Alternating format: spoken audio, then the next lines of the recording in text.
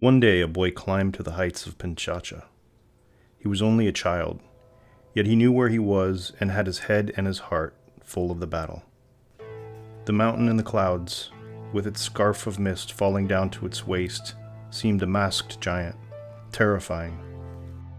The city of Quito at its feet lifted its 1,000 towers to heaven.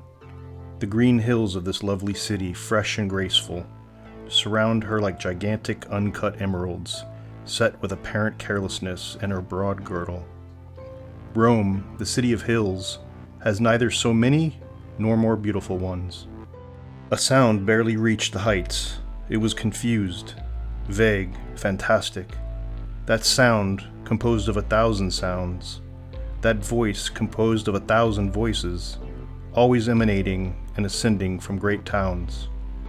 The ringing of bells, the beat of hammers, the neighing of horses, the barking of dogs, the creaking of carts, and the 1,000 laments coming from no one knows where, sighs of shadows, uttered perhaps by hunger from its fireless dwelling and rising on high to mingle with the daughter of pleasure and infect it with melancholy. The boy heard with his eyes and with his soul, heard the silence.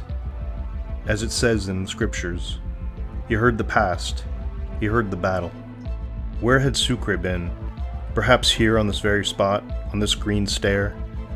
There is where he passed by. Farther over is where he broke into a run, and finally on that side he shot at the fleeing Spaniards. The boy caught sight of a white bone, a bone half hidden amid the grass and the wildflowers. He went over and picked it up. Had it belonged to one of the royalists? Had it belonged to one of the patriots? Was it a holy or an accursed bone?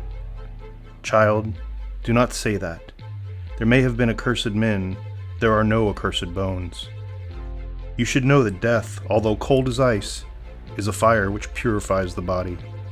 First it corrupts it, decomposes it, dissolves it, then it cleanses it. The bones of the dead, washed by the rain, shaped by the air, polished by the hand of time, are the remains of the human race, not of this or that man. No, the bones of our enemies are not enemy bones. They are the remains of our fellow men. Child, do not throw this away in disdain.